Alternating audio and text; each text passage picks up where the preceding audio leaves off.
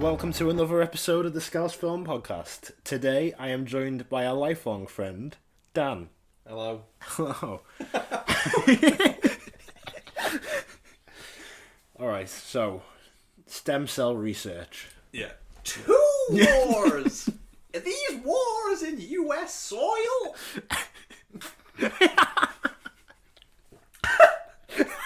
Fucking hell. Okay. Oh, I've got to see Got what's up. a white t-shirt as well. Go on. Okay, so to kick it off then, Dan. Yeah. What does film mean to you in general? Nothing really. Oh, fuck off. I don't know what it means to me. I don't know what it means to you. Well, because I remember, we met in, year 7 in the same form.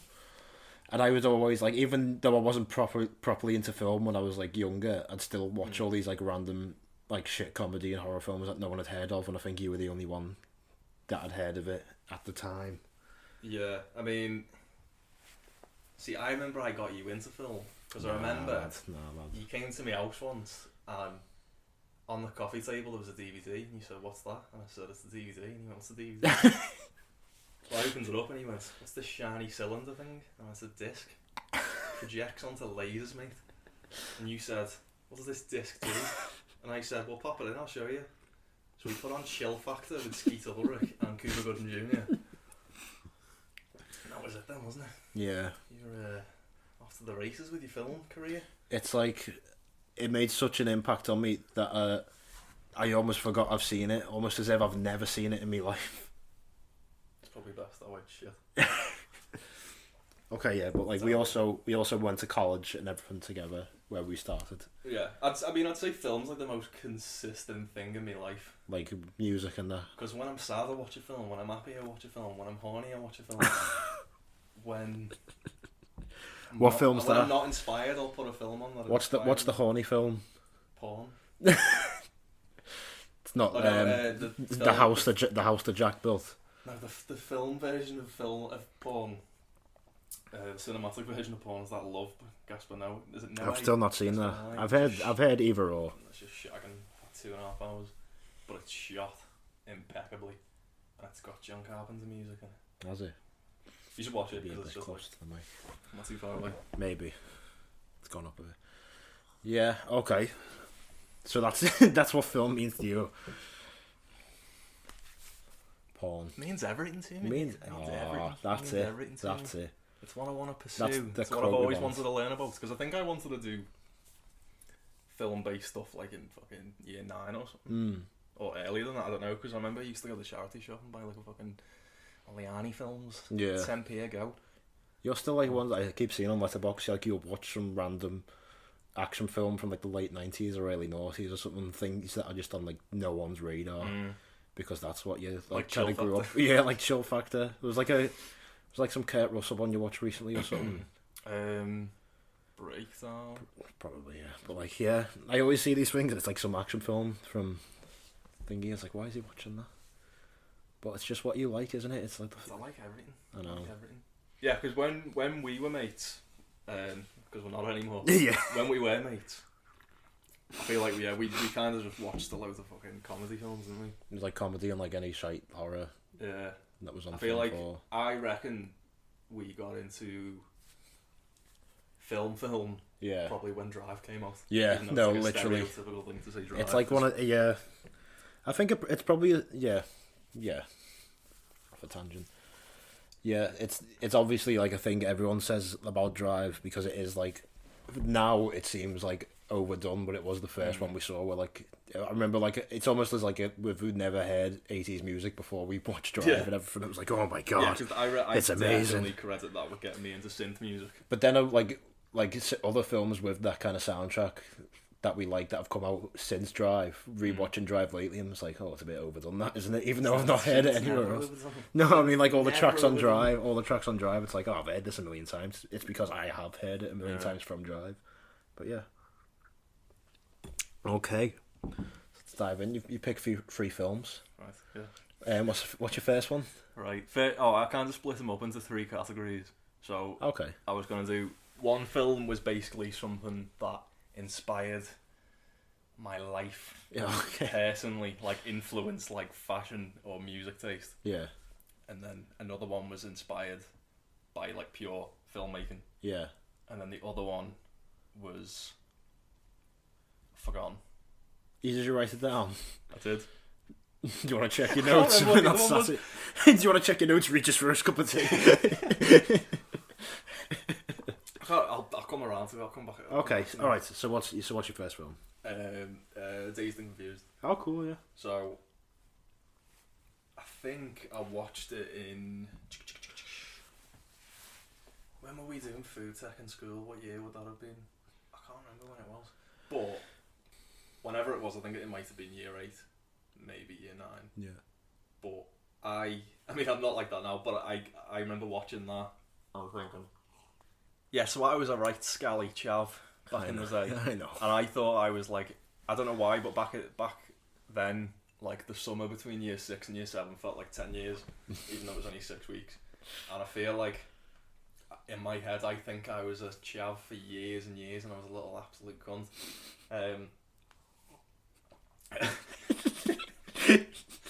But I remember watching Dazed and Confused, and I was sort of phasing out of the scally phase. Yeah. I watched Dazed and Confused, and do I have to explain what Dazed and Confused is? Yeah. Alright, so yeah. it's in the summer of 1970 whatever, and it's the last 76. It might be. Sounds right, doesn't it? Yeah. I can Google, I can fact check that at the end. Go get on it. So, it's basically just the last day of high school, and it just follows the lives of like 3 or 4 groups of people in different social circles. 76, I was right. 76. Yeah. Wow. Some new stuff. It's like my favourite film, and I don't even know what year it is. But I don't know, seeing all the fucking paisley shirts and the flared jeans and all this. I think I do credit that with getting me into like 70s music, because I think I was into like. I faked being into 50 Cent. Yeah. Just because the group of mates I was with. So it was all 50 Cent and Dr. Dre. But I do like rap now. Yeah, ever since Waves. I just associated like rap music with just being a chav, basically. Yeah. So I kind of phased myself out of it. And then I got into all that like cock rock stuff. Like fucking Aerosmith and Black Sabbath and that.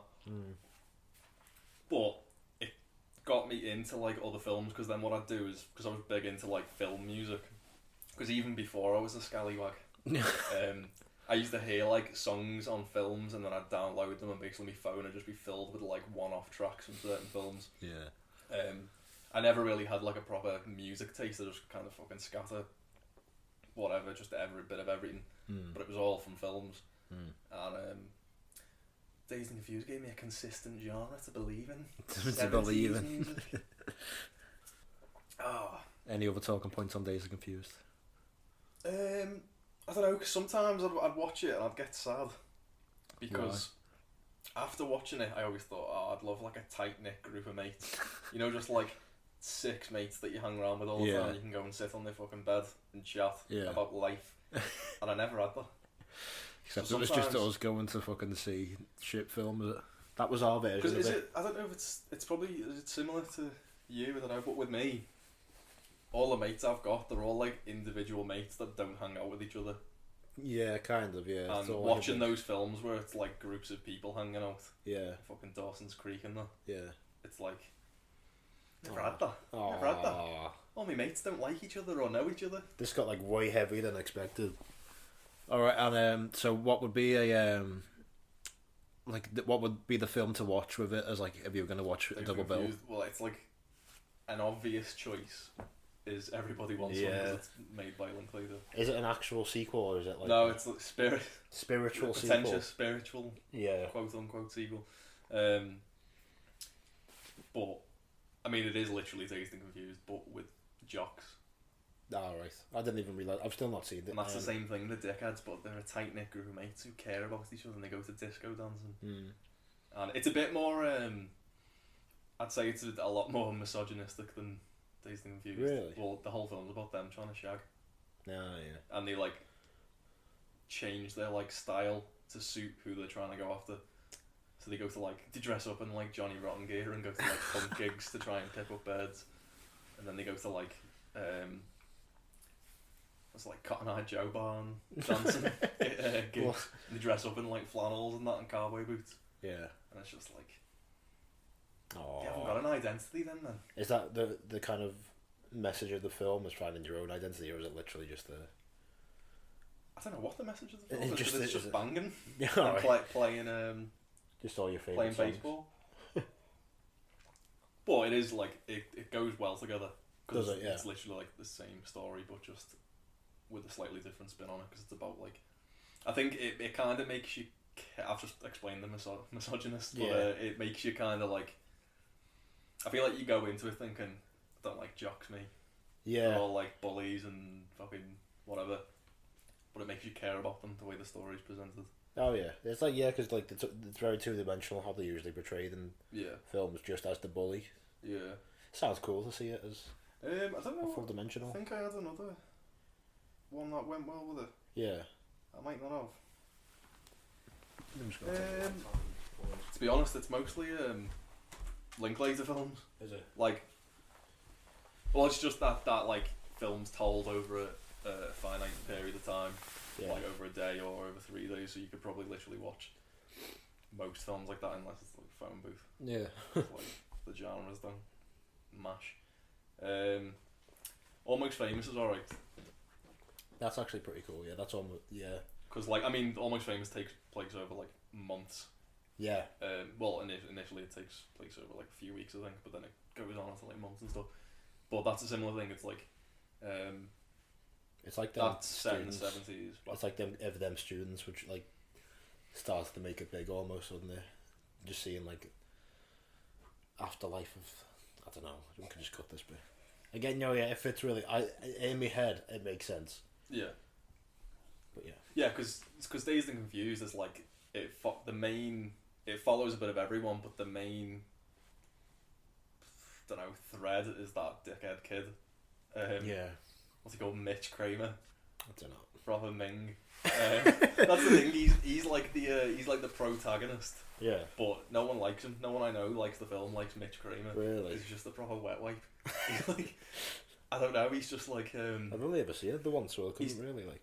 Like I know it's like he's like a fish out of water with all these cool hippies, but like when McConaughey's like you gotta join Army, man, not Army, man. And it's like, how are you doing? He's like, you smoke, man. You mean like reefer? He's like such a dork. You like cooler in you, day. That's one of the best lines in all of cinema. I feel like you have to quote. There's like 3 lines in the film whenever you talk about Dazed and Confused. I know, yeah. He's like the most memorable part of it. That's what I love about these high school girls, man. I get older, they stay the same age. Again, with the nonce stuff. Yeah. Just trying to work for the city, man. Put some money in my pocket. Thinking about going back to school. And that's his whole part. That's what the chicks are, man. Hey, tell me, man. What's this crop of freshman chicks like? Alright, move on to the second film. Have you done? Yeah. Yeah. So what was this one? Like, what inspired you personally? to make films? Oh yeah, so I mean, to make films, was it? No. Oh. Dazed and Confused literally just shaped my music taste. Yeah. For a few years, shaped the fucking haircut I had. Because I had that horrible long wig, and I've got long hair now, but like, it didn't look great back then. But to be honest, I don't ever credit it that much because I look back on them photos and I think I look like a right Trump. Like, I'm wearing. I mean, you were trying, you were going for it. Baggy ass jeans. I'm wearing baggy jeans now, but like, not that baggy. They were bad baggy from eBay, and they were like £7. Yeah. And they were just terrible. And these ugly flannel shirts. I tried to mimic the look of the 70s and I just failed, but I thought I looked cool. I remember when I was, you're just going on this tirade of your poor fashion choices I remember one of the most embarrassing moments of my young adult life, is when I was dating some bird for a few years. I won't name names. I remember on one of our first dates, we were talking about like fashion and stuff, and you know, how we like to dress and that. And she was like, because I think I kind of like, I was starting to dabble in other styles, but I remember like rocking up to this beach for a date, and I was wearing these like fucking steel toe Doc Marten boots, and they were proper heavy, used to cut your feet to ribbons, and I was wearing a mingy flannel shirt that probably smelt like a fucking basement. I was wearing these horrible ripped jeans, and then I had the sleeves rolled up on the flannel, and then a white long sleeve top underneath, but I left that rolled down. And I remember saying to her like, "Oh, I kind of like a bit of everything fashion wise, but I feel really comfortable and stylish in flannels and these Doc Martens and these jeans." And I think she was just fucking trying to stifle not to laugh at me. And I always think back on that. Alright. How embarrassing. So actually fuck Dazed and Confused, because it turned me into a fool for years. And I don't even listen to Aerosmith anymore. But for a good 2 or 3 years it fucking... Yeah. No, it shaped that part of your life, didn't it? Yeah. It's over now. It's probably shaped your more. It's that shaping has finished now. At the end of your life. Yeah. All right. So, second film then. Was this the one that inspired you to make a film? Oh, I was gonna say Drive, but then we talked a bit on it. We haven't before. talked enough about it, so we can set the scene. So set the scene. So Drive's your second film then. Yeah. So it's 2011. Is that right? Yeah. 2011. Yeah. And it was an 18. Yeah. And 2011. Quick maths. I think I was... How old was I? Fucking hell. 16. I was 16. And we had this mate. So it's an 18. He was 18 at the time. Yeah. And he bought me and him tickets to go and see it. Yeah, thanks for that invite, lad. I cut you out of my life at that point. Yeah, we were couldn't at college. Couldn't be dealing with that, you skateboarder. And I said, see you late, boarder. Yeah, so we bought tickets for that. And I was proper like bricking it, getting in. I thought, I'm 16, I can't get into an 18, I'm gonna get kicked out. And anyway, on the trailers, I feel like, did you hear about it getting sued? Yeah. Because like, it was portrayed the trailers did make it look like a Fast and Furious film. Yeah, it almost, like, it kind of looked a bit like the fucking Transporter as well. Yeah. Yeah, just, I mean, to be fair, when you watch the trailer back now, it's got like opera music in the background. It's not like it's got like... Yeah. Like, I don't know, like... But they are just milking those, like, that final car chase after one of the probably the most tense part of it, like, after the basically after the robbery. It just took all the action scenes and threw that in the trailer, and that's like pretty much every bit of violence and action is in the trailer. Yeah. But yeah, I think we went into it thinking it was going to be like an action film, and then I remember watching it, I was thinking, oh, fuck it, oh. And I don't think I really listened to that much 80s music. There is actually no 80s music in the film, because it's all just inspired modern bands that were inspired by 80s. But I remember like I don't think I was ever like gave synth a listen before I watched that. And then I just remember thinking like this is shot so nice, but I didn't think in my head this was shot so nice. I just felt it. Yeah. Because I didn't think too hard into like. At what point did it come out filmmaking. in the cinema? Like what time of year was it? Because I'll just say March. I don't know. I had watched it. I ended up just watching it on my telly, like when it went online or something. At home, and after that point, it was like the summer, and we had finished the first year of college and that, and it was starting to get into the feeling of film more. And I was noticing that it looked amazing. Like I just never really thought of like simple kind of grounded films like that looking really cool as it did. It was I associated the look it had to like sci-fi films more. But the thing that like always that like stuck with me more about Drive compared to like the music, and that was the fact that he just doesn't talk all the time, because I'm like, people normally talk at this point in the film and he's just because apparently the script has a few like monologues in it. It's more conventional. And then on like the day, Ryan Gosling and Carey Mulligan were like, Yeah. Nah, make more sense if they didn't speak, and it's painfully awkward. I remember watching it in the And cinema, that's what, like, and first everyone's time- just like hanging on every word because there's like 2 words per like 10 minutes. Yeah, I do. First time watching that when like I've not really seen anything weird at that point in my life, and Drive's not even a weird film, but just the fact that he's not talking. Had we seen Bronson? No, yeah, I had point, seen or Bronson. did we watch Bronson after that? I had seen Bronson at that point, and I used to like rave about Bronson in college and that. When I did didn't we realise do the poster? that was first year. No, I did the Bronson poster first year of uni. I'll put it up. If anyone's watching this on YouTube, I'll put the Bronson poster up on the screen. Yeah, because what happened was I was about £155 soaking wet, and Sam said to me, "I'm doing this Bronson poster. Get in shape." So I absolutely smashed. I went to a Juice Head gym, jumped on gear, went from 155 to like 220. Absolutely ripped, juice to the gills. Had a tank top on, couldn't grow a mustache, so we stuck this obnoxiously big fucking Yosemite Sam mustache on me. He has a mustache, didn't he? Yeah. Yeah, big fat mustache, and a terrible bald cap.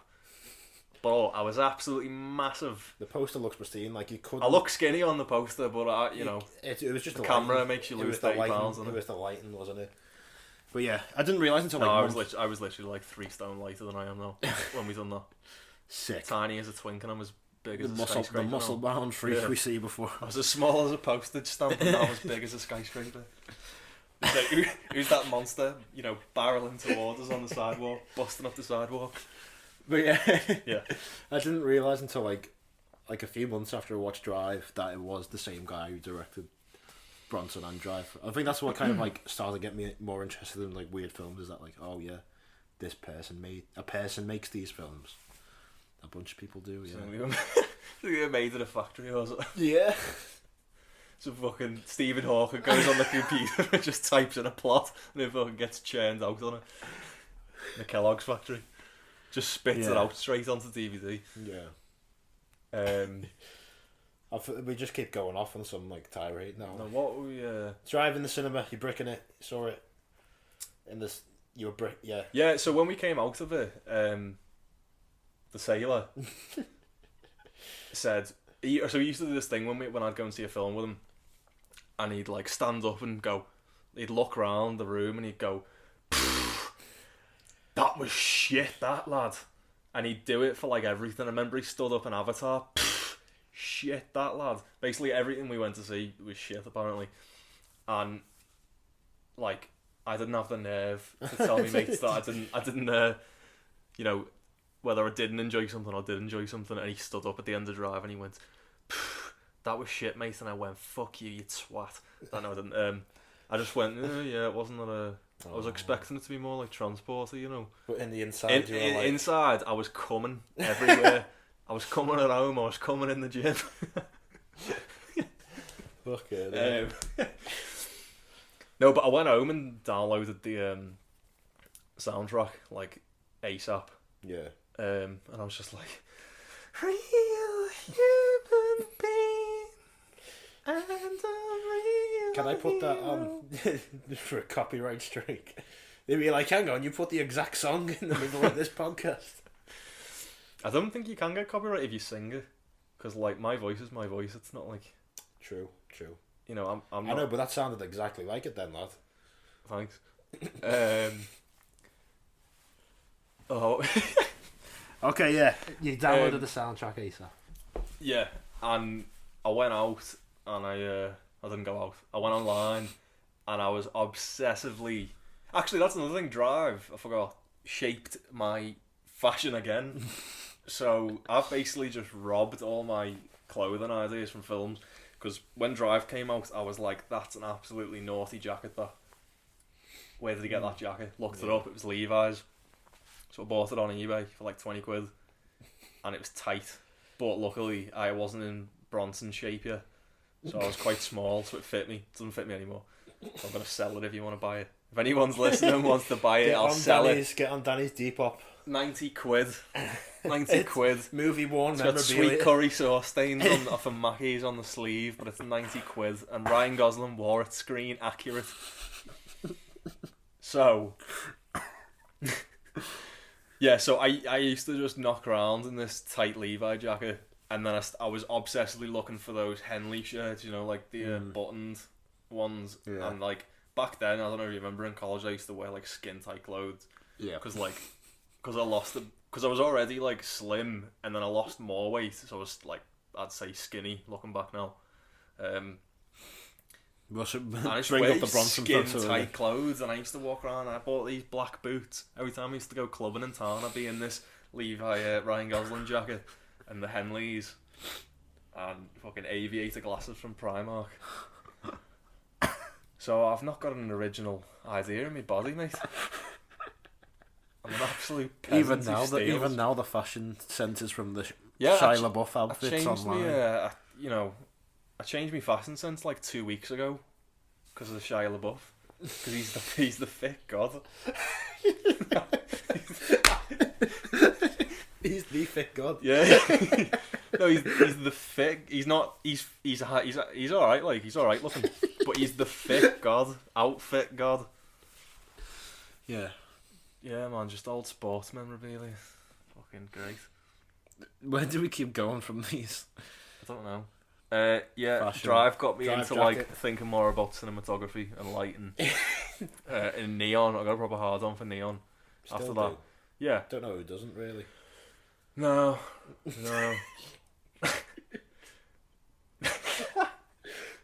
don't know. What can we talk about with Drive? You got any? I think like what has been talked about Drive has already been talked about. It's being said. It's all being said. Imagine if like fucking Blade Runner 2049 came out like the year after, like we saw it in college or whatever. I lost it, mate. I mean, I lost it now. It's like top 4 on Letterboxd. I love it. But yeah, Ryan Gosling. He's been missing. Come back, Ryan. He's been missing since 2017. He's been looking after his gobshite kid for too long now. He's about 2, mate. And I think he had another one. Yeah? Yeah, I think he had 1 kid, and then he took time off to, raise it. Yeah. And then he's had another one.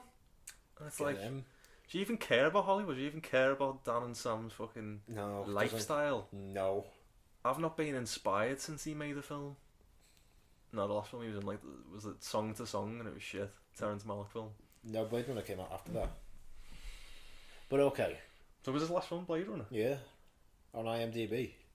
Come back. Oh, was it? No, hang on, was it First Man? When did it was First Man. I forgot about First Man. Yeah. Alright, yeah, so ignore all that. First Man.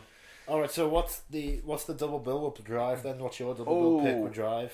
Ooh. I don't know. I was thinking, because it's too... I feel like it's too obvious to just say other Nicholas Winding Refn films. Yeah. Because, like, Neon Demons got a very similar aesthetic. He's like doubled down on the synth and the neon and the music video-esque shot. But I've still not seen that since cinema. I think I went to see it. Did I come see it with you? No, I was living here when it came out. Yeah. I think I went to see it twice, and then I watched it again at some other point. But I've got it on Blu-ray, but I've still not. I just rewatched it. I feel like he's gone a bit too... He knows who he is now. No, it's almost like he's become a caricature. No, yeah, because I've only watched the first scene of that. Is it Too Old to Die? Too Old to Die Young. Yeah. Too Old to Die Young. It's too much. It's and like cop who's with Miles Teller's going, being caught cheating on my girl again, man. Like Miles Teller's just stood in silence the entire scene. Yeah. And I was like, I want to watch this, but I'm too. I don't have the brain capacity right now. The thing about that is, it's like, I think it's like 9 episodes. Yeah. And the episodes range from being like 40 minutes to like an hour and 40 minutes. And the final episode's like a 20-minute epilogue. Yeah. And I don't know, because it's like, it's really well shot. And the music's good. And Billy Baldwin. Yeah. You'd watch it for Billy Baldwin. He plays like a nonce. Well, he basically fancies his own daughter. And he's absolutely incredible in it. He's just weird, and he's got like a coke addiction, and he goes... Is Billy Baldwin the one with like from Lost Highway? Or I don't know, because is he the shorter Baldwin? I just assume that the Baldwins are one man. And then I said this to someone the other week. I feel like the Baldwins are it's one entity, and then they get all these scripts coming. Well, the Baldwin gets this script. He gets like 20 scripts, and he's reading them, and he goes, Glengarry Glen Ross, I'll have that. Yeah. And then what he does is he gets a shit script, but it's worth money, like Fled with the Lawrence Fishburne. And then he just takes a piece of himself, and it's like fucking Daniel Baldwin. He just goes, you do that one. And then he gets Stephen Baldwin, you do vampires. Do you know what I mean? Yeah. And then at the end of all these shoots, they all just fucking assimilate back into one person. Alright. So the Baldwin's loaded, because he's getting money from every angle here. I can't remember why I asked which Baldwin it was now in the thingy, but yeah. I don't know, because they're all interchangeable, aren't they? They all look the same. I can't remember which one was on Big Brother a few years ago. That's the one I'm thinking of. I think the one who's got like kind of lighter hair. I was making the point that if he's like in love with his daughter, that Too Old to Die Young, that it could be like some commentary on Trump. But the moment's passed. Yeah, Trump's a nonce and all. Yeah. Have we even picked a fucking double bill film for Drive? Yeah. Oh, we'll get to that. We'll get to that. I'm stuck on the Baldwins now. I can't remember what Baldwin. I know Alec. Have you ever seen Vampires? John Carpenter's film. It's like one of his later films. No. It's insane. You should watch it. Alright. Got James Woods in it. He's a nutbag. But he's fine he's sensible in the film. He's sensible in present day real life as well. I can't, because what it is like each Baldwin's got like one good film in them. Apart from Alec, he's in a few good films, even though he like throw a burger at his daughter or something and call her a fat pig. I don't know. Like there's footage of him and he's eating a burger and he's on the phone to his daughter and he's like, you fucking fat pig. He's horrible. Oh no. But I've probably got this all wrong, but like I feel like Daniel Baldwin might have done Vampires and he's good at it.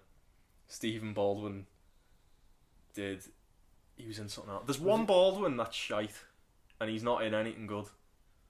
Alright.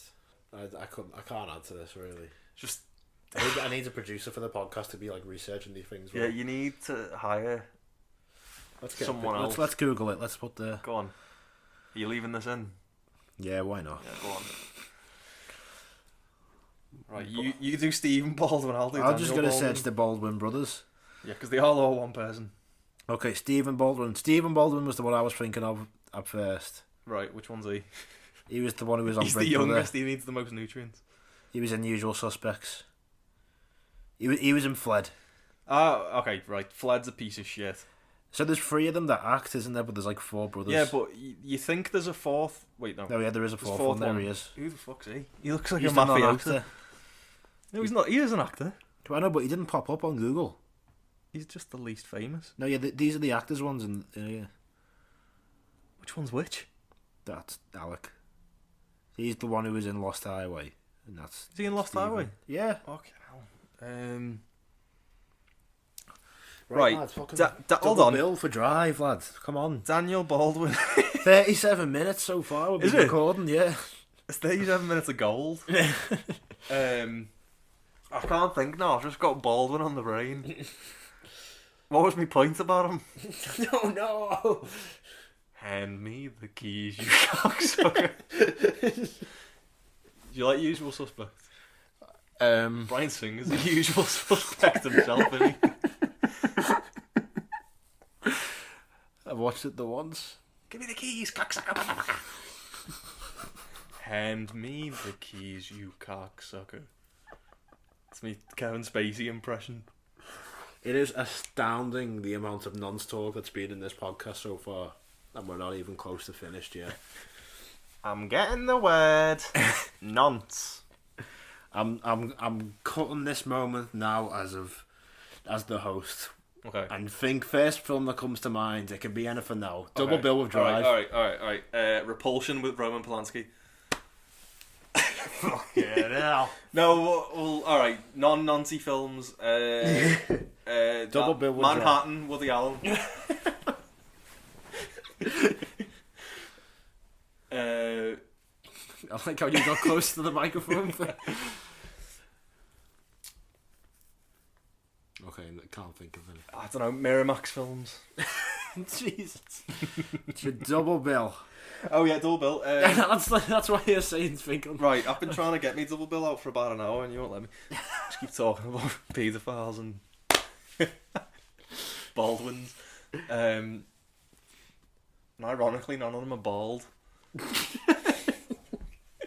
Right, so double bill. I'd any film that's shot in LA at night goes well. So like I had it written down. Heat. It's another one. Yeah. Because that's a 90s one. You ruined it. Why? I was just joking. Why does it have to be 90s? It doesn't. Drive didn't come out in the 90s. I was saying it has to be an 80s film, and I was like, Heat's a 90s film. It doesn't have to be an 80s. No. Oh, I was just messing with you. Okay, I'll give you an 80s. Thief. I've still not seen that as well. It's on the wall there. Both Michael Mann films, both. Alright, but why? You said Heat first. Why would you choose that as a double bill with Drive? Just because it's... Well, I mean, to be honest, what would probably go... I don't know, it's tricky because like, I feel like the aesthetic of Nightcrawler goes well with Drive. Although I think the soundtrack's garbage. I like It's like a piano jingle. I just wish it was like... synth music. So yeah, I'd say Nightcrawler goes well, but Heat is quite a... What's the word? It's contemplative. It's melancholy. It's somber. It's quite... Neil Macaulay, our anti-hero, is he's quiet. He's understated. Yeah. He's calm, cool, collected. Throwing all these buzzwords out. He's a man of a few words. Yeah. Much like the driver. Yeah. Drive. It's crime. Yeah. It's crime. There's neon in it. You could say nighttime that, LA. You could say that Drive is almost like a portrait kind of version of one of the characters from Heat or something. Where it's like Heat's a bit more broad. It's about one big hit, isn't it? Yeah. But see, if you, I feel like Heat's quite a quiet film. If you took Al Pacino out of it, I feel like he's the only person in the film who's like bombastic. Yeah. I know what you're gonna say. She got a great ass, and you got your head all the way up it. Give me everything you got. I will not hesitate. No. I will not hesitate to put you down. And Val, can we give a word? Can we have a little sidestep for Val Kilmer? Yeah. Because apparently, I was talking about Val Kilmer the other day to one of my other mates. Wait, what? Val Kilmer. You've got another mate? I've got, two. You're one, and the man who lives in my head's two. So Val Kilmer. I want to go off another. I want to go off on another tangent. Stick to Val Kilmer. Can I do this quick thing? Yeah. It's to do with Batman. It's got fuck all to do with anything else. Okay, yeah. Right. So apparently Robert Pattinson couldn't get in shape for Batman. Yeah. Like he's in shape, but he couldn't get proper, muscle. Dan Graham and Bronson poster juiced. So apparently he's struggling to pack on the pounds, and he started shooting out. So they're going with a lean bean Batman. Yeah. And then I was thinking, if we ever had a proper jacked Batman, because apparently Ben Affleck's abs were painted on in that one scene when he's working out. Oh no. Yeah. No, I don't believe that. Apparently. I don't believe Look that. it up. They look I weird. don't believe that. Because if you see him in the town, and he was much lighter. Yeah. Much lighter weight. His abs don't look like that, but they do in Batman. But so I don't know. Alright, Ben Affleck's a bit iffy. Right, Christian Bale was in shape. You said quickly for this. No, yeah, Christian Bale was in shape. Yeah. Yeah. So he's probably the best physique we've got on Batman. Because I'm very into physiques. But I was thinking it's weird because I've heard people going, we're gonna have a skinny Robert Pattinson Batman. Why is Batman shouldn't be skinny? He's meant to be like 225 and built like a brick shit house. But then I looked back and I thought, right, Michael Keaton was a twink. Michael Keaton had the muscle definition of linguine. Then I looked up a shirtless picture of Val Kilmer in Batman Forever, and he was a pigeon chested. Yeah. He had not an answer definition on him. George Clooney wasn't. Apparently he's never been in shape, George Clooney. So I've lost all respect for him. Oh no. If you can't get in shape, fuck off. Body positivity. Is that the whole point of this tangent? No, We're fine with having a skinny Batman then, is that what you're saying? Yeah, so I feel bad everyone's giving him shit because he's skinny, but it's like, because he's slim, but it's not like we've ever had a proper juiced up Batman. It's like they've all I thought Ben Affleck was pretty juiced up. But we costume. should go on your first, your main tangent about Val Kilmer. You should go on about, and then we'll get back to. I feel bad for him because apparently he was a massive dickhead on set back in the day. Yeah. When he was like at his peak fame. Have you seen that documentary about that? The Island of Dr. Moreau. No, one. I do want to watch it now. It is really good, and he's like, he was meant to have a bigger role, like basically play the lead, like post Batman fame. This was, but he said he didn't want to work as many days, so he still got top billing, but was like had a smaller part, just so he didn't have to work as many days. And he seemed like proper full of himself. But anyway. I would like to watch that because apparently it was a shit show. Yeah. The production of it, but is that like Marlon Brando bought the island or something? No, they were in Australia or something. Well, he bought Australia and he lived there. No, I feel bad for him because apparently he was a proper dickhead back in the day. Yeah. And he was thought he was hot shit, and then he got throat cancer, so he can't speak. That's why his role's just in The Snowman is like one of the weirdest things I've ever seen. Because they hired him knowing he couldn't talk, and I thought, well, maybe the director was that big of a fan of Val Kilmer. They thought, I want him in the film because I like him. But then they cut around him. I know, yeah. Like you barely see his face. He's dubbed. It doesn't really make any sense. But is it dubbed with him or like another actor? No, it's another actor. Oh, that's weird. Yeah, so it's like not his voice. You barely see his face, mainly the back of his head. Yeah.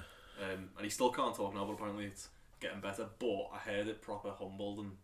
So now he's like nice as pie to everyone on set, and he's like everyone's biggest fan. But I had a joke with Kieran that we said that when he gets his voice back, give it like a week, and he's just gonna turn into a dickhead again. He'd be like, "Get me my soy marker, you fuck!" And he's like fucking Magatu in Zoolander, and he's like splashing the fucking coffee over them.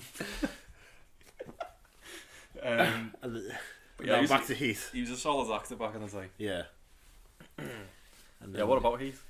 That was your pick for the second one, and then so it just I'd say like a blend of Heat and Thief. Yeah, work well with Drive. Don't watch all of Heat and Thief. Just watch like the more cut up into like little bits. Yeah, have them playing on different phones in the hallway on the way to the cinema to see Drive. You could have Al Pacino's great ass on loop, and then have James Caan's like, what's he say? His like monologue in the car. I've he's not like, seen it. I own buy expensive $500 suits. I own $200 silk slacks. Shit like that. I got a snakeskin wallet. Yeah. All right, good there. So a Heat, Thief, Drive, triple bill, or 1.5 bill kind of thing. 1.5 bill. All right, and your third pick. I have to look this up. I've completely forgotten. I've got a few here, so if you want this to be your first 3-hour podcast, no, all right, we're gonna do and keep going. The third pick, and then we'll have a very quick honourable mentions. A quick one. I thought this was meant to be a big conversation. It's got to be recording for ages, lad. That's not how long.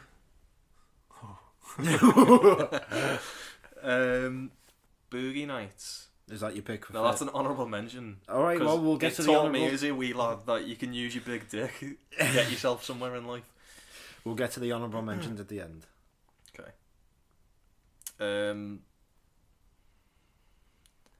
I don't know, because it's I've got I basically couldn't choose between American Psycho, American Werewolf in London, and Lost Boys. Ever put you on your feet now? Yeah. Say the first one that comes to your mind. American Psycho, because it's number one at the top of the list. So American Psycho, yeah. Yeah. Go ahead, talk about. Right. Let's explain American Psycho to the viewers that I haven't didn't seen explain it. what Drive was. It's a man. Oh, yeah. He drives. He's got a car. And he fights crime. No, he doesn't. I mean, He's a he driver helps crime. for heists. Yeah, okay. Yeah. You don't need to know more about that than Drive. Okay, so American Psycho. Bret Easton Ellis wrote this novel back in the 80s, I believe. And if you've ever read it, have you read it? You ever read it? No, I've never read rotten. Like, I stopped reading it because it was knocking me sick. I've heard it's like disgusting. Borderline unreadable. It's just kind of like, I think you told me, did you say your brother read it? Yeah. And it's like, there's pages, like, I've since found out I tried to read it and then I gave up. Yeah. And then I downloaded the audiobook of it and I gave up on that because the guy's voice just wasn't Christian Bale's voice. It's just, Christian Bale's voice is just like synonymous with the character. Yeah. Yes. So if you listen to some fucking jabroni talking about it, yeah, it doesn't just, your brain just melts. Anyway, okay. Explain. What was my point? No, you're just trying to explain American Psycho. Oh, right. Yeah. So it's, what is it? Wall Street yuppie. Yeah. I don't know. I'll just explain it. So it's basically just a rich dude and he's mates with other rich dudes in these business, and he's basically living a lifestyle of excess and greed, and no one notices each other. Yeah. No one really gives a shit about each other, and he just feels nothing, doesn't he? Yeah, he's just like numb. And he's using this lifestyle to fund his bloodlust. Yeah, but did it happen? I like to think it does. It's that level of, it's that commentary on that whole Wall Street scene, that it is superficial, that no one really cares what you're up to in your own life. But it's all about the shell, the fucking, the presentation of everyone. That's all they really care about. The what is it? It's like, me and Marcus Halberstrom look similar. People get us confused, but I have a slightly better haircut. Oh my god! It even has a watermark. It's funny because like when I remember, right. So I'll go off on a little story. Yeah. When I watched it the first time, I caught it on TV. Yeah. And it was the scene when he kicks the shit out of that dog. Oh. And he stabs the homeless man and then kicks the shit out of him, out of the dog. Now, I feel like my mum might have walked in at some point, and I've turned over, and this was when I was very young. Yeah. So I've turned over and then like never gone back to it, and then I've been like to a mate. I've been like, oh, I watched this film with this this guy stabs this homeless man, stamps on the dog. I think my mate went to me, oh, is it I explained a bit more. He was like, oh, it's American Psycho. And I think he told me that he kills animals, because my mate, we were both young, and he just kind of like bullshit through kind stuff. of like just because he was like, oh yeah, I've seen it. Yeah, he kills animals, and I think it was just because I said he kills a dog. It's like he reckons he has seen it. Yeah. Yeah. So he was like, yeah, I've seen that's an adult film. Yeah, he kills animals.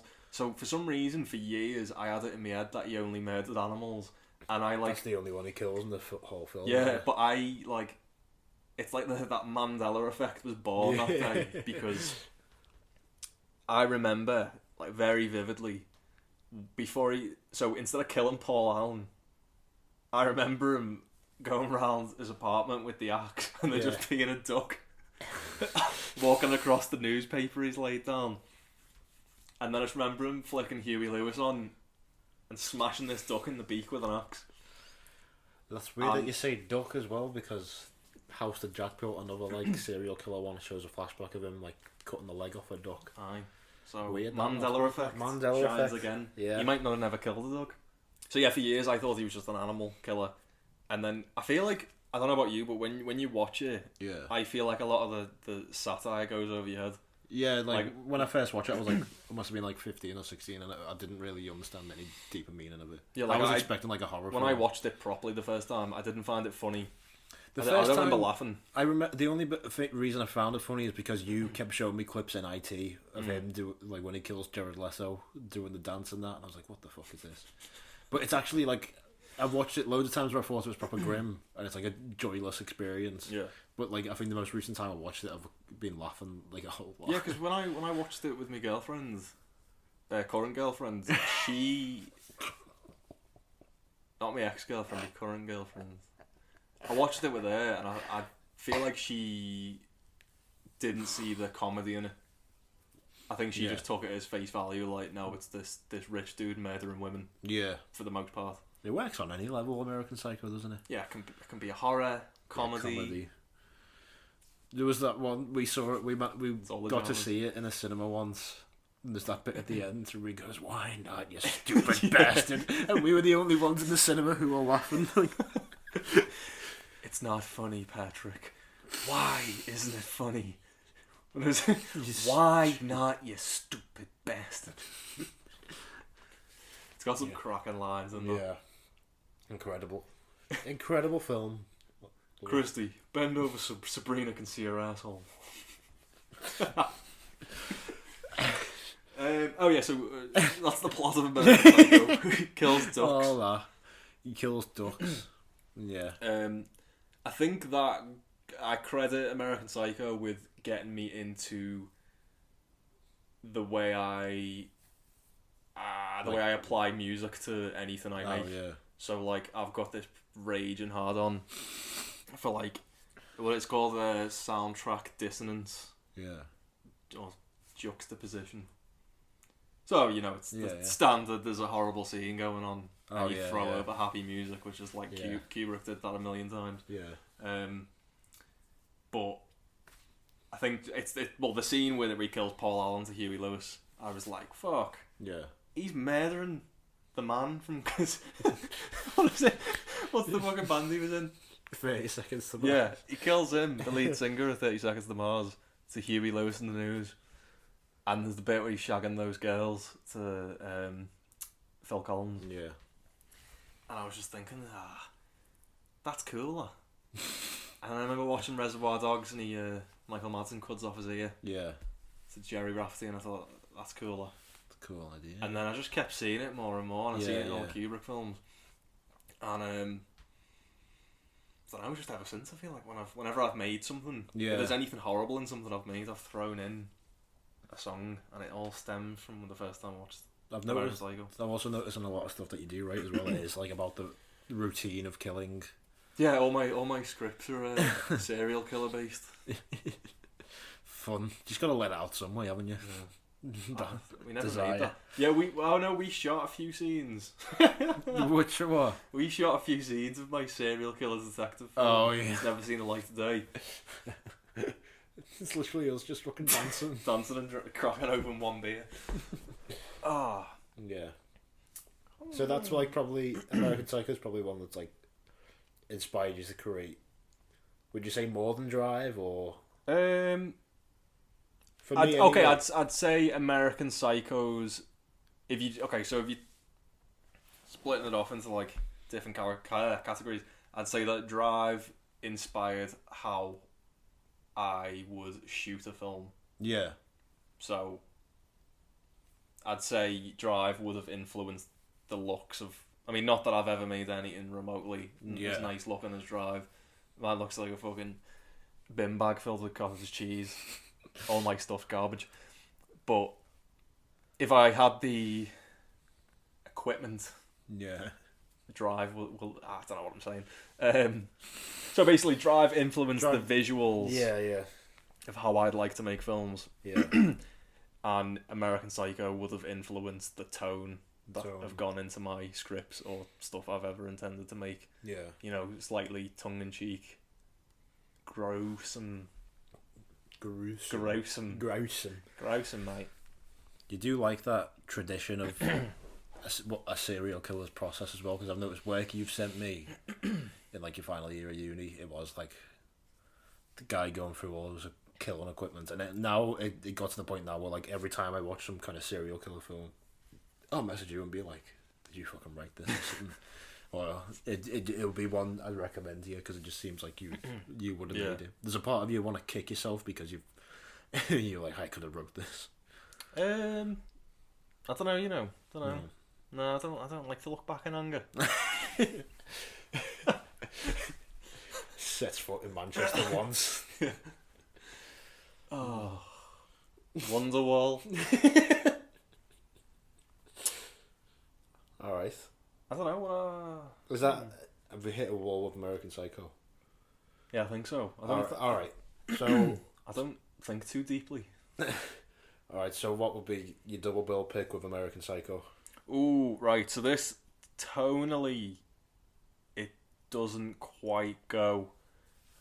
And I was trying to avoid things made by the same director or the same writer, but that Bret Easton Ellis wrote Rules of Attraction. Yeah. And Rules of Attraction's like this. Oh, I want to say it's like came out in like 2002 or something. Yeah.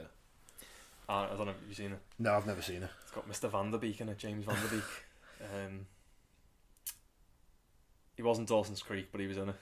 He wasn't Dawson. Was he Pete? Who was he? No, he was someone in Dawson's Creek. Was he not Dawson? No, he wasn't Dawson. I think that was that fella. I can't remember his name. Rules of Attraction 2002. Yeah, so it's written by the same person. Yeah. And basically the link is that the main character in Rules of Attraction, Sean Bateman, who's Patrick Bateman's brother, and in the book apparently they have dinner together. Yeah. But you don't. Apparently they tried to get Christian Bale for a scene in it, and he said "fuck off." Yeah. Fair but like, I remember thinking that film was hot shit when I first saw it because I probably watched it like, I don't know, 10 years ago. Yeah. And it's so edgy and druggy and sexy. And when you watch it now, it's a bit like embarrassing. Is it? It reeks. Apparently, it was like, I don't know if it was like one of the first films edited on like Final Cut Pro or something. Yeah. But it reeks of like someone discovering what editing is. Is there like loads of star wipes and stuff? No, it's just there's a lot of like freeze frames and like rewinds. So like they'll show you a scene and then it'll like rewind and show you from a different perspective. They've got to be the ones that make all these like mistakes so everyone else doesn't have to. Yeah. But I don't know, maybe for the time it was cool. I'd like lump it in with all those like edgy druggy films like you seen Go? No. Go was made by, what was he called? Doug. He made Born Identity. Lyman. Yeah. Doug Lyman, yeah. That's like one of those films where it's like told from multiple different perspectives and it takes place over a few days. It's all druggies and stuff. Yeah. Druggies. Druggies. Smack heads. So yeah, Rules of Attraction. But yeah, so Sean Bateman in that played by Dawson himself. Yeah. James Van Der Beek. Yeah. He's basically just similar to Patrick Bateman. Yeah. Like, he doesn't give a fuck about anyone. He doesn't seem to properly experience actual human emotions. It just seems like he puts on a front for everyone, a facade. And he just basically uses everyone for his own advantage. Yeah. But yeah, I think if you watched, they'd go well together. I don't know what would actually go perfect with American Psycho that wasn't written by the same guy. Right? I know, yeah. But just something else. I feel like there's nothing like it. Because if you come up with like satire films, it's like nothing really. I don't know. Yeah, not really the same. Yeah.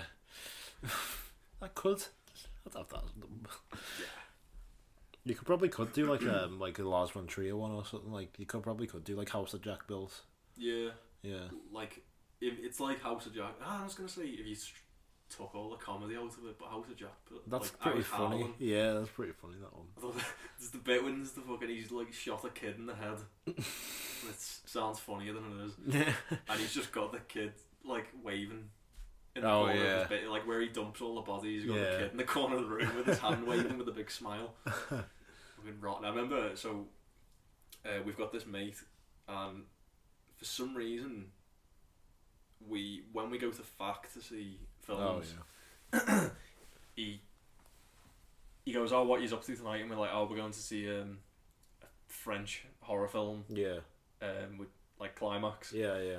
And he's like, "Oh, what's it about?" And it's like, "Oh, it's basically 90 minutes of people dancing, attacking each other, Yeah. And it's French, and he's like doesn't watch foreign films or subtitle film, and he's like, oh yeah, I'll come to that because he's like, bored. Yeah. Yeah, I'll come to that. And he gets out of the film, and he's like, what the fuck did you make me sit through? Like, that was mad. Never seen anything so mad. And we got into this trend of like inviting him to all these weird films, in fact. Yeah, and he kept coming to them, and he kept not liking them, but he kept coming. And it culminated with House of Jack built. Yeah. And he just had his heads in his fucking. He had his head in his hands, and he was going, "What the fuck?" He's stressing out when he killed the kid, and then when he cut that girl's tit off. I think we mentioned this. It's weird that this film keeps coming up in the first episode. Me and Mel talked about it, about the tit getting chopped off. That was horrible. That. Yeah. We thought, because I heard that there was going to be an X-rated version, or like a uncut version. Yeah. That was meant to be more gruesome. I think that's what version I saw. But that's apparently what, like, they just build the unrated cut in America, because it's been cut down in America. Yeah. So the uncut version was released in cinemas in the UK, which is a bit disappointing. I feel so desensitized to it. I was like, I want to see something more gruesome than that. Yeah, I didn't think it was that bad. Yeah, it's just Americans, innit? Americans all pussies, like can't handle it. Can't handle it. It's like I feel like Americans proper like overblow things. Like, this is the scariest film in years. Yeah. And you go and see it and you're like, wasn't that scary, mate? Wasn't that scary? Wasn't that scary? Is this a film you're trying to call out here and now? What? Oh, you just generalising. Yeah. Yeah. No, nothing.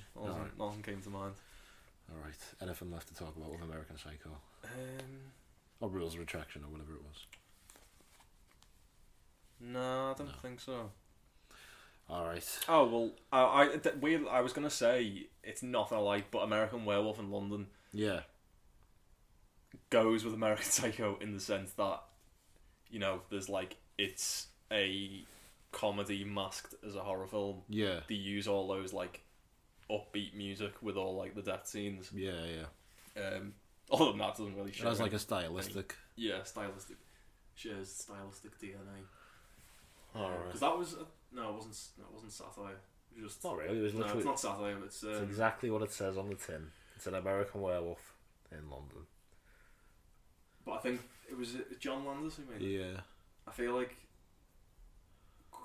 it's weird because back in the day, apparently it was seen as like scary. I don't think it's scary at all. Yeah. Oh, it's pretty revolutionary, the whole. But I think because people were like, "Oh, John Landis is going to be a comedy. It's going to be, Yeah, I could see that. And then people were like, "Oh shit." People getting their arms cut off here, chomped to bits. It can like have an effect on you. Like if you go in expecting, if you went into American Werewolf in London expecting the full-on horror, then you probably could be disappointed. But if you went in expecting comedy, people were shocked because they went into expecting. It was like, you know what I watched recently over 3 nights. The Irishman, not the Irishman. An hour per night. It's funny enough. I like it less. Includes Stephen Graham, Hellboy. Fucking Hellboy. What are you doing, you slag? I watched it over 3 nights because I put it on at like 1 a.m. because I thought it helped me get to sleep. But I found it too funny that I decided to watch it again like the next night. And then I also was falling asleep in the last like 15 minutes or whatever the next day. So then I watched the last 15 minutes like the next night. And it was like... It's a piece of shit. It is. But I'll be damned if I wasn't entertained for that. But the point is with it is that I didn't want to see it in the cinema when it came out because I loved like Guillermo del Toro and I thought, they've done him dirty here. Yeah. But then I watched it. Dirty. Yeah, whatever. But like, I was surprised by how violent that was as well. And I think if you don't know that level of violence, if I went to someone to go watch Hellboy, it's shit, you'll have a laugh. I didn't say it's proper violent. They might expect something a bit more. But like, when them monsters are killing people in London, there's just guts flying about and stuff. If you don't expect it, it's a lot heavier than it actually is. I think I did laugh out with the Stephen Graham. Yeah, Stephen Graham. Stephen Graham's a Scouse icon. Stephen Graham should have got an Oscar nomination for. He should have got an Forget Oscar Adam for the Sandler. Forget Adam Sandler. Stephen Graham and Hellboy. What are you doing? Stephen Graham should have won 10 Oscars for This Is England as combo. Get your fucking hands off him now! If I see you on my streets again, I'll flash you, and it'll be 100 times fucking worse. Alright. Yeah. We talk about American Werewolf in London with violence then. Is there any closing points with American Werewolf? In London? Yeah. Yeah, don't watch American Werewolf in Paris. Is that an actual film? Shit. Alright. It's just shit. It's basically, what? I want positive vibes only on this podcast. It's great. It's got Thomas Everett Scott, an unsung hero of the 2002 comedies. He was in Dead Man on Campus, and that's his biggest. Oh no, that is it. What is it? That Thing You Do. Oh yeah. Tom Hanks in? Yeah. He directed it. Tom Hanks. Yeah. Oh, I didn't know that. Yeah. I think there's a load of films on it. Like Robert De Niro directed a fair few films that are famous. Like a few, yeah. Okay, yeah. So what we said, don't watch American Werewolf in Paris. Yeah, because it's the same film but worse. All right. And the CGI is all CGI. It's not practical and it looks garbage. That's about as much negative vibes as I'll allow on this podcast now. Okay. So we come to a conclusion. I've spoken volumes of the Baldwins that outweighs anything negative I say from here on out. When I recorded the last episode, me and Mel got hair-free film picks over and done with in like 15 minutes, and then we spent more time talking about the honourable mentions. We've only just finished it now, and currently the recording mark is at an hour and 10 minutes. Before I ask you about your honourable mentions, this is probably one that already is in your list, but something that I want to speak to you about more, that more people should know about. Yeah. Do you know what I'm going to say? Absolutely Strange Wilderness. Yes, yes. This is just a comedy classic. It currently, last time I checked anyway, I'm going to do some quick research on me mobile. It should be sitting at 100% on Rotten Tomatoes. It should be sitting on 100%. But it's currently sat at 2% on Rotten Tomatoes. It used to be 0%. It is. We watched it in year 8. Yeah. It came out in 2008. Never got a cinema release, did it, in the UK? No. It was something we watched in year 8 and found hilarious and surprised more people weren't going on about it. Yeah. It's not too surprising, but it's absolutely shocking. No, it's shockingly good is what it is. I think I rewatched it. It's insane. I think I rewatched it when I was like it must have been like 17 or 18. I was like, this is pretty funny. I don't know if it's like nostalgic reasons. It's pretty funny. And I rewatched it like a couple of years ago and was like, yeah, it's still funny. And recently Justin Long tweeted a behind the scenes picture of it saying about how it's like one of the best times he's ever had, and surprised it got the reaction it did. And so it's gonna start. We're gonna try and keep that snowball rolling. Yeah, we're keeping the flame alive. Yeah. So Strange Wilderness is another film that came out in the same year, which I've tried to rewatch and I didn't find it that funny anymore. Is Fanboys. The Blu-ray's right there as well. I've rewatched Fanboys, another honourable mention as well. I rewatched that before Force Awakens, like before when that came out, and that's a thing on the Blu-ray when I bought it. It had a sticker on it saying starring Seth Rogen in 3 roles. I love it. Yeah. Strange Wilderness then. Strange in 3 roles, lad. In 3 roles. What does he play? A Trekkie. A Trekkie. The pimp, and then like a security guard for the Star Trek. See that shit? I got Jar Jar Binks on. Yeah. He's gonna be the shit. I want to rewatch that now. Maybe I gave it a bad rap just minutes ago. Strange Wilderness then. Right. So, do you want to explain the plot for Strange Wilderness? Right. It's just a sophisticated piece of cinema is what it is. Yeah. The plot, I mean... Can you remember the plot? Is this one? Yeah. Probably written by fucking John Cassavetes, mate, it was that good. Do you remember it? Are you just going to keep it made rumbling? by that Happy... what did he call it? What is it? Happy Madison. Was it made by them? Happy Madison, yeah. Yeah. It was like, the budget was like $20 million or something. Oh shit, I've just realised Happy Madison's Happy Gilmore and Billy Madison. Yeah. Okay, now. What's the plot for Right, so the plot is Steve Zahn and the other fella who's in all of Adam Sandler's films, I can't remember his name. Yeah. Basically, he's got this crew of documentary filmmakers. He's the son of a famous wildlife show host. So David Attenborough, son. Yeah, basically. Yeah. basically be like if David Attenborough had a son, and he kind of took the reins of this guy's once successful show, and he was beloved by everyone. Just a wholesome guy. Not Steve Zahn. Yeah, he wasn't. You know, no, the dad. Yeah. The dad was a wholesome man. Everyone loved him, like very PG. Yeah. And basically, Steve Zahn's a stoner. He's a burnout. Yes. And he's basically taken over the reins of the show, and he's running it into the ground. And they're on a shit slot on the network, and they're on the verge of being cancelled. Yeah. When the studio head tells him that he has to come up with an idea to save the show, and if they don't have this one episode that's going to bring back viewers, they're going to cancel it. Steve Zahn gears up his crew, and they basically find out. I don't remember how they find out. They find someone who has a map of where Bigfoot is, and so they. So it's like an hour and 20 minutes long. It's about their journey of trying to find Bigfoot, and it is a comedy classic. Who have you got? You got Steve Zahn's in the role. You've got Jonah Hill. Jonah Hill showing his range. Yeah. Justin Long. Other people. Other people. I'm surprised Adam Sandler didn't try and put himself in this one. I know, yeah. Wait, who's... No, there's someone else in it. There's the other two. There's the two guys who are always in Adam Sandler films. He's called like Kevin Heffernan or something. He's in those what are they called? They made like Beer Fest and Club Dread. All right. And Super Troopers. They've got like their own crew. Oh, have they? That are like. Okay. It's like the way Adam Sandler's got his crew. They've got their crew. I think that's about it, isn't it? Shit, what are they called? I don't know, mate. I don't know what they're called. No. But anyway, would rather if that plot doesn't sell you on Strange Wilderness, I don't know what will. And it is great. We don't want to spoil any jokes for anyone. It's like sexist. It's racist. Is it racist? It's got loads of racist stuff. Let's go find some pygmy people.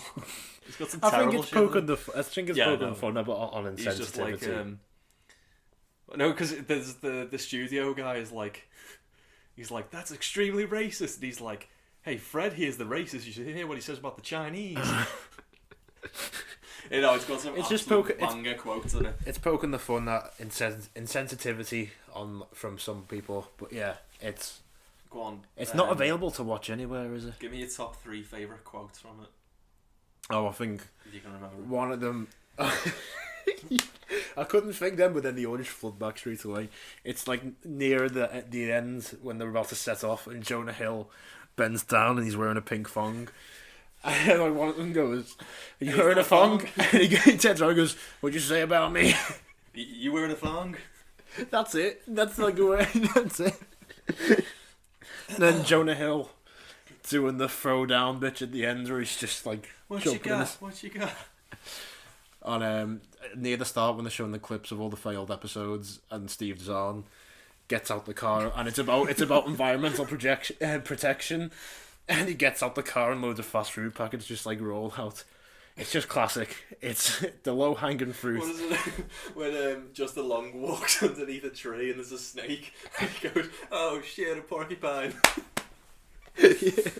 Oh. Alright, well, we don't want to spoil any more jokes for anyone. Yes, you can't not spoil it. I feel like we need to spoil the ending. No, we don't. No, we don't. The end's the best. No, but no. No, they are.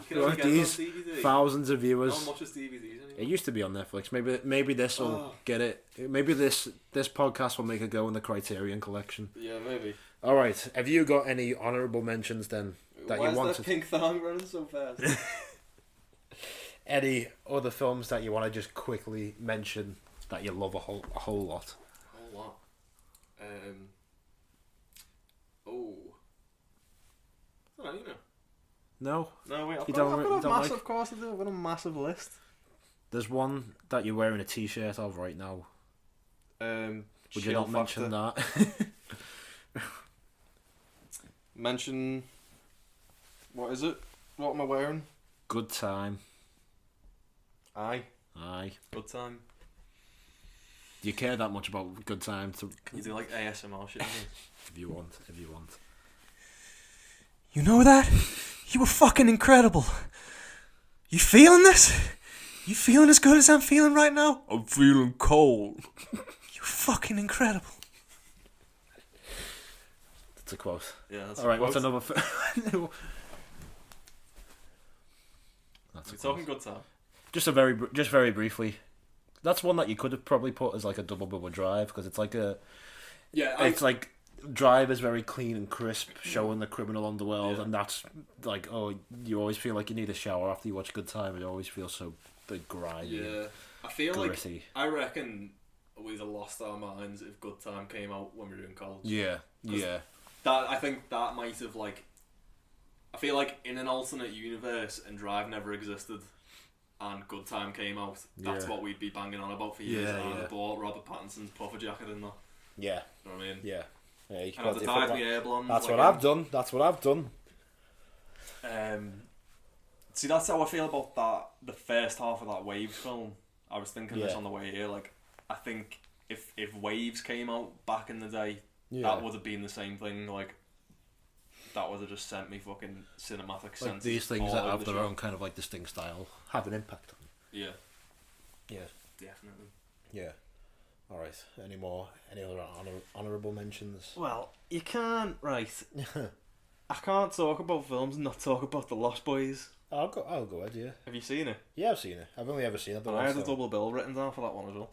Oh, did you? What would you have picked with that? Near Dark. Not seen that either. Catherine Bigelow directed it. Oh, was this the Bill Paxton one? Bill Paxton. It came out so Lost Boys came out in 1987. And Near Dark came out in 1987, and basically it got completely overshadowed by Lost Boys, so no one really gave it a second look or a first look. I don't know if it bombed, but no one really talked about it, and it's basically the same as Lost Boys but without all the cheese. Do you think it's one of them things? It's quite a serious film. I heard this about some other film where like the one film was in production and then another studio found out about it. And then, like, quickly... It was Captain Marvel, wasn't it? No, this was, like... This was time ago. Like, another studio found out about the plot, and then they made their own version and made it so quickly that it got released before that one. Right. And then it became a big hit, the copycat one, and then everyone forgot about the second one. Oh, it's terrible. But it's that kind of situation. Alright, what's Near Dark saying then? But... Yeah, I mean, it's weird because Near Dark's more like... Only slightly a bomb, Near Dark. Because $5 million budget, 3.4 million gross. Only slightly a bomb? You have to, like, double the budget to make more. Yeah. The Lost Boys, how much did that make? I bet you Lost Boys probably bombs as well. But hopefully not. 8.5 million budget, 32 million. Lost Boys is a hit. Lost Boys is a hit. Yeah, so Near Dark, it's weird because, like, the plot's very similar, but, like, the characters aren't similar. Yeah. Setting isn't similar. Yeah. The aesthetic of it isn't similar, because, like, Near Dark is more, like, westerny. Yeah. Like, it's pretty much takes place in, like, the desert. Is it not like that thing, like Lost Boys? Like hillbillies and that. Lost Boys kind of feels like it's pandering to the youth of the day. Yeah. Where it feels very like young and hip. Does Near Dark just not feel like that kind of? No. That kind of film. It's more. I don't know. It's more grounded and. Yeah. I don't know what the word is. What, gritty, more. Well, they're both gritty, aren't they? And dark. Yeah. Grounded. No, well, Lost Boys is like, you know, it's like cheesy 80s music. Yeah. Cheesy one-liners. Yeah. It's got a lot of comedy in it. It's made. Near Dark's like comedy less. Oh right, yeah. So is it? Apart from Bill Paxton. Is it one of them? Is it like an intentional comedy one, or is it one of them things that's like? Is it like Al Pacino's Heat one? Oh, don't say it again. No, I was gonna do another one from Sense of a Woman. Yeah. Oh. Hey. Vanity. My favourite sin.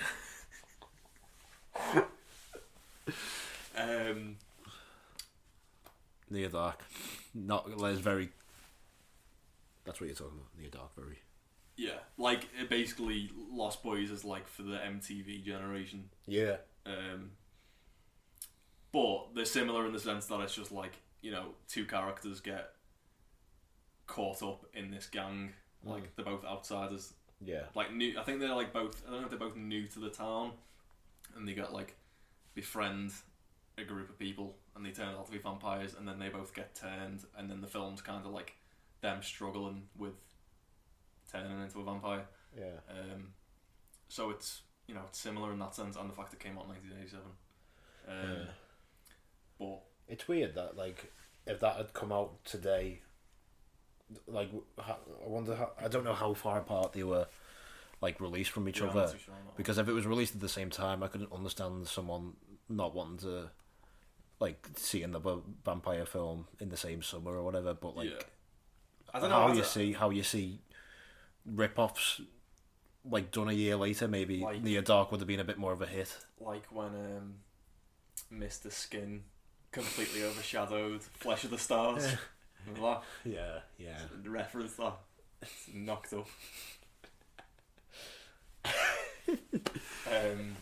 But yeah, because like, because it's still, even for then, a low budget film. Near Dark, like $5 million isn't a lot of money. If it had come out like a year after Lost Boys, it probably would have made its money back. Yeah, probably. Because people have been But like, I think "Oh, it's one of just the like Lost vampire." Boys is so in your face. I think the comedy aspect helps, and all the popular music that was circulating at the time Yeah, just completely overshadowed it. because there was like a vampire boom after Twilight, wasn't there? And that Daybreakers came out as a result of that. Probably got a bigger budget because of it. But like Daybreakers, like, shouldn't be lumped in to that kind of vampire like fatigue era. Daybreakers good? I can't remember. Yeah, I remember going to see it and enjoying it, and I've never watched it again. I got it on Blu-ray. It's actually really. I almost wrote an essay about it in uni because it's like about. Hawke doesn't get the credit. I know, yeah, man. He's like an unsung. He's famous, but he's not like. He's like an unsung sci-fi kind of not hero. In the A-list. No, yeah. He should be. Needs an Oscar. All right. This podcast has hit a wall. No, it hasn't. Gonna try and wrap it up here. Danny, it's been a pleasure. Yeah. Do you want to plug your photography stuff? Plug me photography stuff. Do you want to? I'm a well-renowned photographer. Yeah. I'm not. Where can people view your work? It's Dan at fleshofthestars.com. Just the nudes. Don't know. Feel a bit scummy plugging me stuff. No, you got to. Because they'll go on my page and think, why was he plugging that shit? Nah. All right, go on. While I'm here, how many views are you getting? Because not my last one. It's got like 80. You got 80 views. Well, I want 80 followers. I want 80 new followers by the time this hits. Right, Instagram is just actual Dan Graham. All right. And yeah. What kind of content? What kind of content do you expect to see? Do you know I got that name? It's your actual name. It's my actual name. But I remember listening to Michael Rosenbaum's podcast, the fellow who was Lex Luthor in Smallville, and he was like, I tried to put Michael Rosenbaum as my name, and someone had taken it, so he put the real Michael Rosenbaum, and then I put the real Dan Graham, and it seemed a bit obnoxious, so I thought actual Dan Graham, like actual cannibal Shia LaBeouf. So Shia LaBeouf is influenced me Instagram handle, and he's influenced me fashion, and it's just great. If he's listening, he whipped me in the eye with his hoodie. That's the thing I always forget. Sometimes I'm just like, I just forget that we've been in his fucking presence. Like I've been slapped in the eye with his hood, the sleeve off his hoodie. We try to wrap this up like 20 minutes here, love. Yeah. All right. So actual Dan Graham. You available to hire for your goods and services? Yeah. If you want to hire, no, hold on, no. Just look at me shit, man. Look at me shit. If you want some nice, there's better stuff than me, and there's worse. I can tell you that there is worse. If you want some nice middle ground photography, yeah, that's the place to look. If you want bang average photography, that's nicer than your Uncle Jim's. I like how you've got very close to the microphone while you started plugging about your Instagram. Because if I'm louder in your ear. you might be more inclined to follow me. All right. But don't try and look for me YouTube, because there's some shocking stuff on there. It was absolutely terrible. All right. That's been another episode of the Scouse Film Podcast. Thank you for listening. You're welcome. Yeah, thanks to my Wait, guest. hold on. Who are you thanking for listening? You should be recording. Thank me for talking, and thank you for listening. Yeah. All right. And keep Roman Polanski in your thoughts and Oh, prayers mate, fuck as off he tries with to that. re-enter the United States. Get out of here. Vive la France. Get out. All right. I promised whenever the next episode may be, it'll be nonce-free talk. And yeah, once again, thanks for listening. It's a part of our culture. Bye. We need to talk about it. I probably should have said before we started that Dan is a member of the NAMBLA. the National Boy Lovers. All right, bye.